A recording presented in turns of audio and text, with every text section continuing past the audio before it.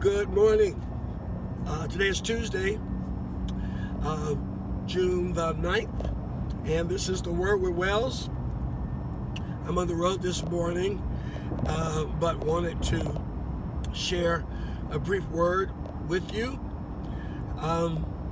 Woke up in a really good mood, laid in bed this morning, and just thank God for today.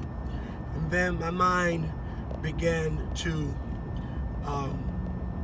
go into different places, memories, thoughts of the present, thoughts of the future. And what it reminded me of is when Paul tells us that we must take our thoughts captive and make them obey.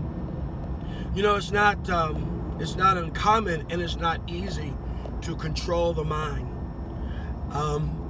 Where there is hurt or pain or bitterness or sadness, our mind can take us very quickly into a state of depression or anxiety if we let it.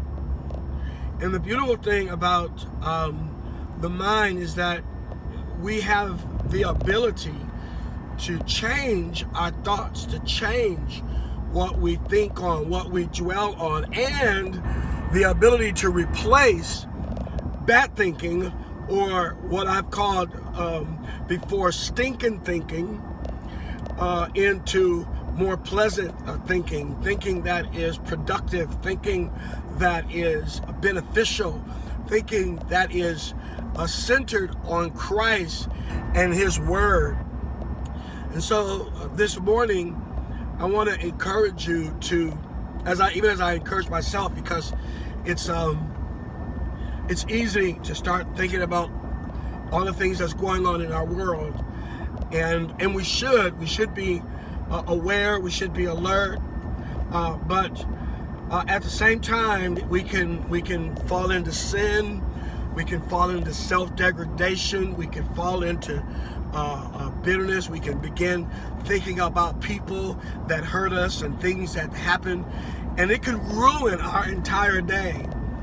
But if we would replace stinking thinking with thoughts about who God is, and that He cares for us, and that He has a purpose and a plan for us, and we begin to flood our thinking with the goodness of God and the fruit and the food of His Word, it can dramatically change our outlook on life and change our disposition from sad to happy. In 1.5 miles, fairly. And so, for California 91. So this morning I looked myself in the mirror and I found myself someone said something yesterday, and completely harmless, completely innocent, but it took me back to a place, it took me back to a person that I'm really struggling with even thinking or mentioning their name. It took me back there, and although I tried to just dismiss it, it just kept haunting my mind. And so this morning when I got up, I laid there and I really literally told myself how good God is, how great my life is today, the wonderful people, Fairlight, friends, for California 91. and family that love me. And I began to speak words of positive affirmation about God, about His sovereignty, about His plan, about His purpose. Continue ahead. Excuse me. 5.25 miles. About His purpose, Fairlight, about His for provision, California 91 about His West. providence in my life, that I belong to Him, and He is orchestrating both the people and the plans that He has for me. And so I look myself in the mirror and say, you're blessed. And God is in charge of your life today. And you are awesome in His sight, and He loves you. And I smiled at myself You have to encourage yourself. I smiled at myself and said, you are God's man, and you are awesome, and God loves you. And today is going to be a great day. Listen, I want you to do that. I want you to look at yourself in the mirror. I want you to tell yourself, even maybe as you look and listen to this devotion on your phone or maybe on your laptop, tell yourself that you're God's. Remind yourself that He loves you. Remind yourself, as Jeremiah reminded Israel as they were headed into captivity to the Babylonians, that God knows the plans that He has for them. And if He knows the plans He had for Israel, He most certainly knows the plans that He has for us, not to do us harm, but to prosper us and to give us a hope and a future. So we can live on that today.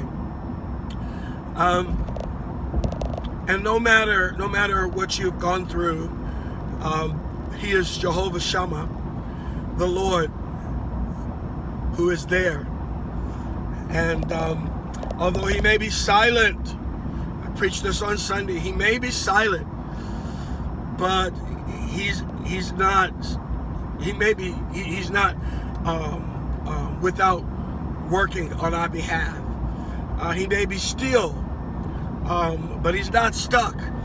Because God is not announced, that does not mean that God is not active. So I just want to encourage you today. Lastly, I want to say this. We're reading 1st and 2nd Kings. Our church is reading 1st and 2nd Kings in preparation for the message on Sunday. I'm going to be preaching from Ezekiel chapter 48. And I've read so far the first 10 chapters of First Kings. And what's interesting to me is that Solomon is taking on the rule of the king. David has, in the 2nd chapter, said that he's gone the way of all the earth. In other words, he's getting ready to die. And he reminds Solomon to 1.5 miles. to act like a man, California, and to obey God's statutes and His laws and His ordinances. And that's what a man does. A man, even though he may fail, he strives to obey God. But later on, it says that Solomon took many foreign wives. And listen to this. And it says, and his heart for God was not like that of David. Do you hear that? David, the murderer. David, the adulterer. David, the liar. David. God says his heart was still for God. It says to me that, man, we can fail God so miserably and still have a heart for Him. The same is true of Peter. Oh, God reminded Peter of who he was and what He wanted to do in Peter's life. This is true of you. If you've fallen, if you disobeyed God, if you've had to deal with the consequences of God in your life, it's okay. Get back on track. Get back on the purposes and plans of God and live out your faith. And forget about what people say. Forget about what they may call you. Forget about how they may villainize or demonize or disown. Man, forget them and keep it moving. You are God's man. You are God's woman. You are God's people. Keep it moving. Hey, come read 1st and 2nd Kings with us, and then join us on Sunday, 8 and 11 and 5. 3 times we broadcast, and we want you to join us Sunday morning. I am preaching still but not silent. The God who is there. The God who is there. Jehovah Shammah.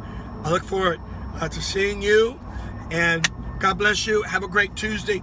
I'm headed to Los Angeles, as you heard, to meet a friend, someone I haven't seen in many, many years, just to connect and fellowship. It's good to be out, get out the house, go for a walk, and have a great day. God bless you. Talk soon.